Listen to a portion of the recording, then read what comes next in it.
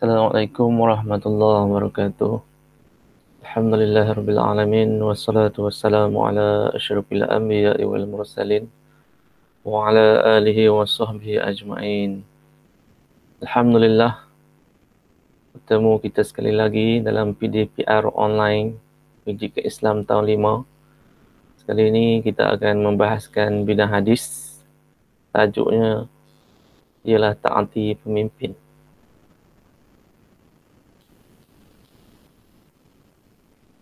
Seperti biasa, kita akan mulakan kelas kita pada hari ini dengan membaca doa untuk mudah-mudahan kelas kita akan mendapat keberkatan daripada Allah Subhanahu Wa Taala. Semua tadahkan tangan peras dada, baca doa bersama-sama Ustaz. Bismillahirrahmanirrahim. Allahumma inni a'udzubika minal hammi wal hazan wa a'udzubika minal ajzi wal kasal wa a'udzubika minal jubni wal bukhl wa a'udzubika min ghalabatid daini wa qahrir rijal walhamdulillahi rabbil alamin. Baik, pada hari ini kita akan belajar Pendidikan Islam tahun 5. Rujukan buku teks kamu muka surat 51, 52, 53, 54 dan 56. Ya.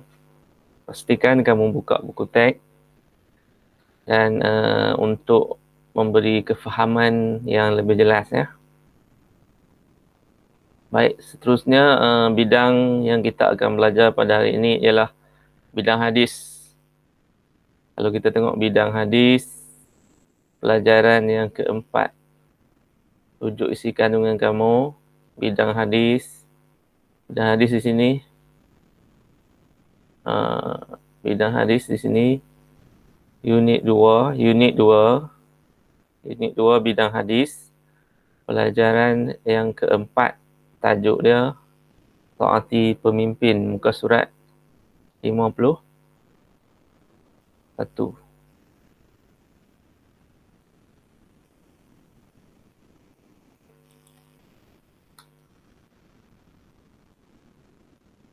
Okey. Ini adalah gambaran dia. Apa yang akan kita belajar hari ini. Ini gambar siapa ni? Duli Yang Amat Mulia, yang di-Pertuan Agong. Yang kedua, Perdana Menteri Malaysia. Yang ketiga ni siapa? Tokoh yang amat hebat, yang banyak jasa kepada negara kita, iaitu Tun Dr. Mahathir Mohamad. Sebelahnya adalah Tengku Abdul Rahman Putra Al-Haj. Baik, kita pergi kepada isi pelajaran kita hari ini. Cuba teliti kan, seperti biasa, tengok gambar situasi yang dia bagi. 1 minit ya, saya bagi kamu untuk melihat situasi apa pula yang dia ada pada hari ini, pada pelajaran kali ini ya.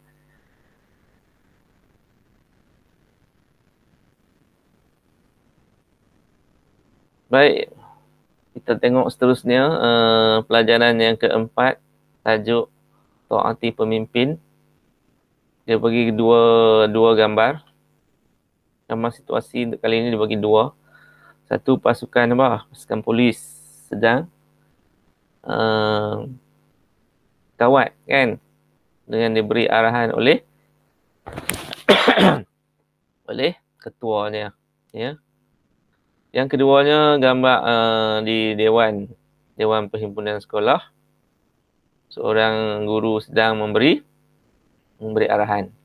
Jadi kedua-dua gambar ini menunjukkan adanya situasi pemimpin ataupun ketua. Itu je gambaran dia. Okey. Baik. Seterusnya kita pergi kepada hadis yang utama hari ini. Boleh baca sama-sama Ustaz. Qala Rasulullah sallallahu alaihi wasallam, alal mar'i muslimi sam'u wa ta'ah fima ahabba wa kariha illa an tu'mara bil ma'siyatin. Fa in umara bi ma'siyatin fala sam'a wala ta'ah. Rawahul Muslim. Okey. Sebelum kita nak teruskan pelajaran hadis ini, Ustaz nak terangkan sikit apa yang dimaksudkan dengan hadis. Hadis ialah segala perkataan, perbuatan dan juga tindakan yang dilakukan oleh Nabi Muhammad sallallahu alaihi wasallam dikira sebagai hadis. Hadis juga merupakan sumber rujukan bagi hukum Islam yang kedua. Yang pertamanya kita ambil dalil daripada Al-Quran. Yang keduanya adalah hadis. Ya. Baik, kita tengok maksud hadis tadi.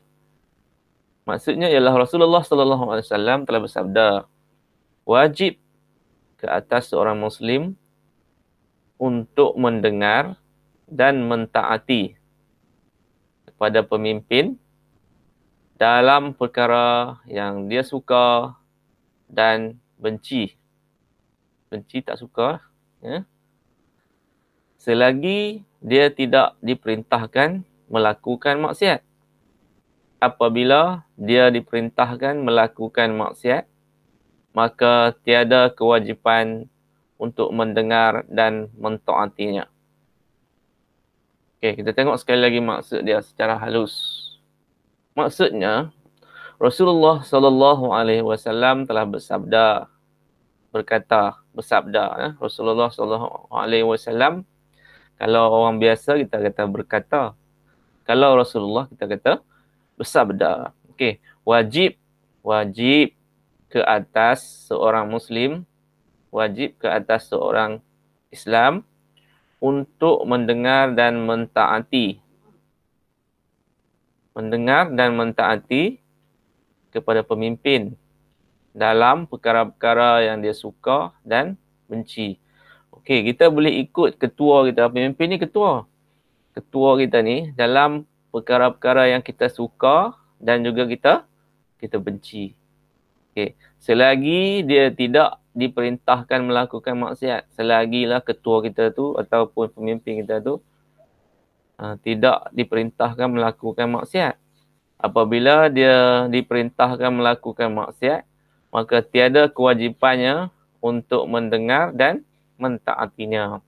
Apabila dia dah menyuruh kita melakukan perkara-perkara yang maksiat, contohnya dia suruh kita beli apa? Beli minuman keras. Sedangkan minuman keras itu maksiat kepada Allah. Allah tak suka. Jadi kita tak perlu patuh dan taat. Seterusnya. Kita tengok dia bagi gambar. Tengok gambar muka surat 52. Gambar situasi perbualan di antara ustazah dengan murid-muridnya. Apa yang ustazah tersebut? Tengok dia kata dia sebut apa. Tengok nombor 1 nah. Kita akan baca ikut nombor ni. Okey, nombor 1. Ustazah, bolehkah pemimpin, betulkah pemimpin ialah orang yang bertanggungjawab memimpin sesebuah kumpulan, persatuan atau negara? Betul ke Ustazah? Seorang pemimpin tu ialah yang bertanggungjawab memimpin sesebuah kumpulan, persatuan atau negara. Apa dia jawab? Betul, Ustazah kata. Betul. Pandai Asma. Oh, rupanya yang tanya perempuan yang cantik ni nama dia Asma. Ya. Baik, seterusnya. Ya. Sebenarnya ketua kelas, pengawas sekolah, guru besar adalah pemimpin sekolah. Oh. Ibu bapa pula pemimpin kepada keluarga. Oh, macam tu. Bukannya pemimpin ni hanya memimpin negara saja. Pemimpin ni ialah ketua kelas. Kalau dalam kelas, kena dengar cakap dia. Okey, pengawas sekolah. Pengawas sekolah. Lepas tu guru besar adalah pemimpin di sekolah. Ibu bapa pula pemimpin kepada keluarga di rumah. Oh, banyaklah pemimpin ni ya. Okey.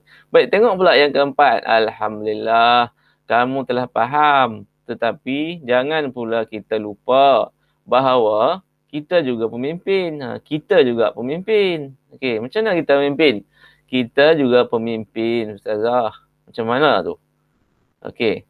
Ya, kita adalah pemimpin kepada diri sendiri ke arah kebaikan. Maksudnya kita juga perlu memimpin diri kita ke arah kebaikan. Macam mana? Maksudnya, apabila kita melihat sesuatu perkara yang tidak baik, kita harus memandu diri kita ini supaya jangan melakukannya. Sebab kita ada pilihan. Sama ada untuk melakukan perkara yang buruk atau tidak. Sebab kita diberi akal oleh Allah Subhanahu Wa Taala untuk membezakan antara yang baik dan yang buruk. Itulah yang dikatakan kita boleh memimpin diri kita sendiri. Okey, tengok yang ketujuh. Peranan Perdana Menteri dan yang di-Pertuan Agong adalah individu yang bertanggungjawab memimpin negara kita. Itu adalah pemimpin yang tertinggi kita, iaitu yang di-Pertuan Agong dan juga Perdana Menteri. Okey, seterusnya kita pergi kepada cara mentaati pemimpin. Ada cara dia mentaati pemimpin ni. Okey. Yang pertama sekali, patuhi dalam perkara kebaikan. Apabila dia suruh, kita tengok, kita berfikir. Apabila dia suruh kepada kebaikan, kita wajib patuh kita pada dia. Ya. Baik, seterusnya. Yang kedua, bersopan dan tidak meninggikan suara ketika berbicara dengannya. Pemimpin ni kita harus hormat dia. Sebab dia memimpin kita, dia akan memandu kita, dia akan menasihati kita dan sebagainya. Jangan kita menggunakan bahasa yang kesat, ya, ataupun menggunakan bahasa-bahasa yang tidak perlu kepada pemimpin kita ni.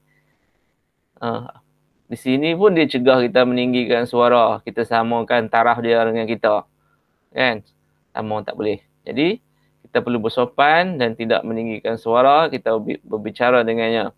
Okey, seterusnya yang ketiga, bekerjasama dan memberi sokongan kepada usaha kebaikan. Kita perlu bekerjasama. Tengok kalau pemimpin tu nak buat kebaikan kepada kita, kepada kalau kita duduk di taman, kita tengoklah dia nak buat kebaikan untuk taman kita. Kita kena bagi kerjasama dan sokongan.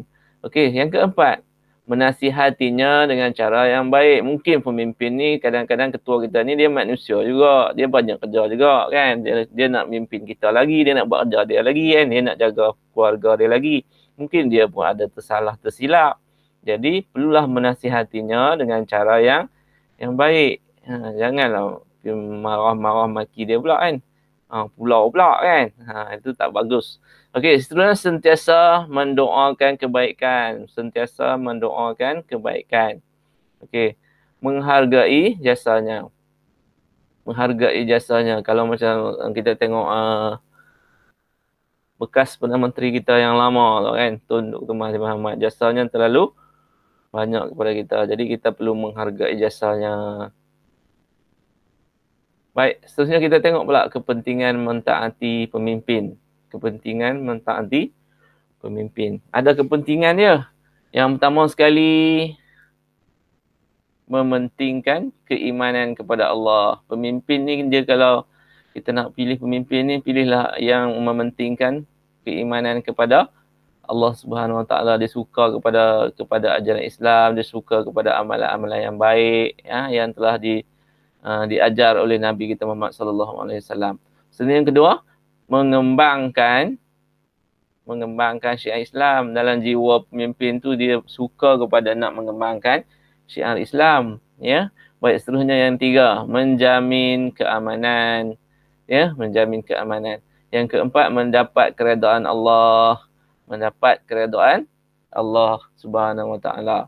Mencapai wawasan negara. Pemimpin tu perlu ada wawasan, ada perancangan untuk menjadikan negara kita ni negara yang maju, negara yang hebat, kan. Jadi untuk nak mendapatkan negara maju dan hebat perlu ada perancangan. Jadi untuk mencapai perancangan tu perlu kepada wawasan. Dia ada plan induk dia ada macam-macam. Bila masanya di mana untuk kita nak capai wawasan negara kita tu. Dan seterusnya yang keenam, disegani oleh negara lain. Maksudnya apabila negara kita ni maju, ada pemimpin yang baik, ada pemimpin yang ada wawasan. Jadi negara kita disegani oleh negara-negara lain, negara jiran dan di peringkat ASEAN dan juga di peringkat antarabangsa. Seterusnya kita tengok akibat pula. Apakah akibat jika saya tidak mentaati pemimpin? Apakah akibat jika saya tidak mentaati pemimpin? Akibat ni banyak. Dia bagi di sekeliling kita tu akibat dia. Tengok yang pertama. Mendapat kemurkaan Allah. Kita melawan ni satu benda yang Allah tak suka. Ya? Allah tak suka orang melawan ni. Melawan kepada perkara-perkara yang baik kan. Allah tak suka. Allah murka kita.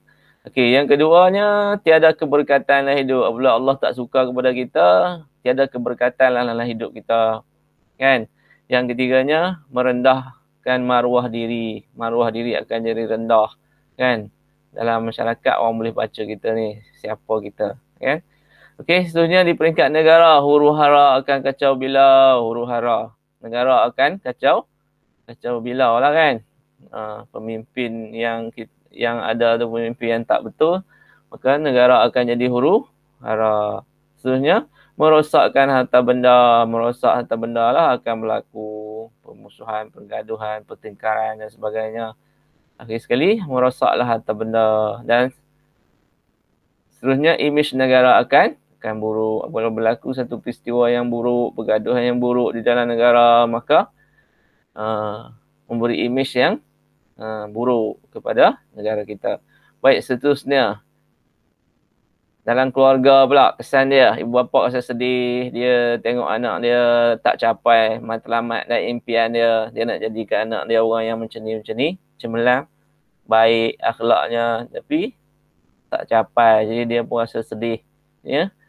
Dan hidup tidak bahagia. Bila sedih ya, hidup pun tidak bahagia. Seterusnya di sekolah pula, bila di sekolahnya apabila melakukan pengingkaran peraturan ni, tak ikut ketua ni, tak ikut pemimpin ni, akan diambil tindakan disiplin.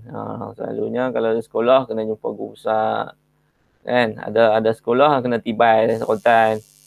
Untuk apa? Untuk tujuan baik, untuk mendisiplinkan kita. Okay? Baik, yang keduanya dibenci oleh rakan. Rakan tak suka panggil melawan ni, kan? Suruh tak mau, senaja pula cari pasal. Rakan-rakan pun tak suka, kan?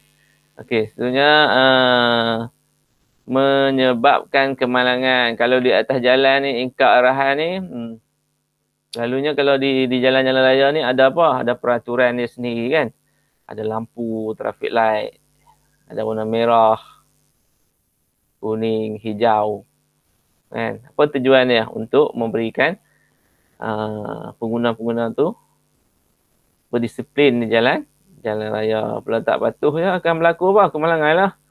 Kan? Selalunya kalau lampu traffic light tu warna merah, tujuan dia untuk berhenti. Tapi kalau dia jalan, dia akan berlaku kemalangan.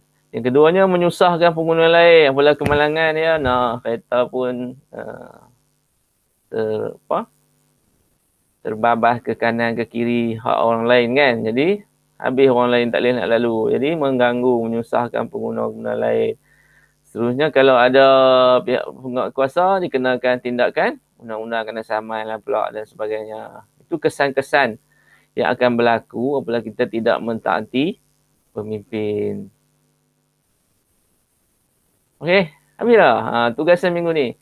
Okey, minggu ni apa nak kena tugas pula? Okey, tugasan apa kena buat? Bina macam biasa, buat latihan dalam buku Ulum Syariah. Buku tulis. Okey. Tugas kamu minggu ni ialah bina peta minda pelbagai alih tentang kesan tidak mentaati pemimpin. Okey, kita ambil satu je. Maksudnya tugasan dia bina peta minda pelbagai alih. Ini peta minda ni. Peta minda dia macam ni. Pelbagai alih tu maksudnya kamu boleh buat pilihan lah. Buat bulat boleh, buat awan larat boleh, buat kotak boleh. Tapi bentuk yang macam ni. Ini dikatakan peta minda. Okey. Isi dia apa? Tentang kesan tidak mentaati pemimpin. Tentang kesan tidak mentaati pemimpin. Kesannya di sini tidak mentaati pemimpin, apa jadi? Kamu tulislah kat sini. Ya. Okey, boleh faham lah? Okey, di sini ni arahan dia bina peta minda pelbagai alih tentang kesan tidak mentaati pemimpin, sama aja. Tulisan Jawi, ini bahasa Melayu yang Ustaz dah terjemahkan. Mungkin kamu mudah faham. You know? Okey, seterusnya pepatah minggu ni. Harimau mati meninggalkan belang. Manusia mati meninggalkan nama. Apa gambarannya pepatah minggu ni? Harimau mati meninggalkan belang. Bila seekor harimau, bila dia mati, dia meninggalkan belang. Belang maksudnya nama dia yang agung lah. Yang gagah perkasa lah kan. Kalau harimau, kalau di hutan rimba ni, dia adalah raja segala. Ketua, orang takut lah kalau harimau. Jadi harimau mati meninggalkan belang, orang akan ingat harimau tu, dia takut. Okey. Manusia mati meninggalkan nama, manusia mati pula meninggalkan nama. Maksudnya manusia mati ni meninggalkan nama dia adalah jasa-jasa yang dia dah tinggalkan kepada kita, dan orang akan kenang dia dalam catatan sejarah sebagai orang yang berjasa kepada agama, bangsa dan negara. Itulah yang dimaksudkan dengan harimau mati meninggalkan belang, manusia mati meninggalkan nama. Terima kasih kerana sudi menonton. Jumpa lagi di pelajaran akan datang. Wabillahi taufiq wal hidayah. Wassalamualaikum warahmatullahi wabarakatuh.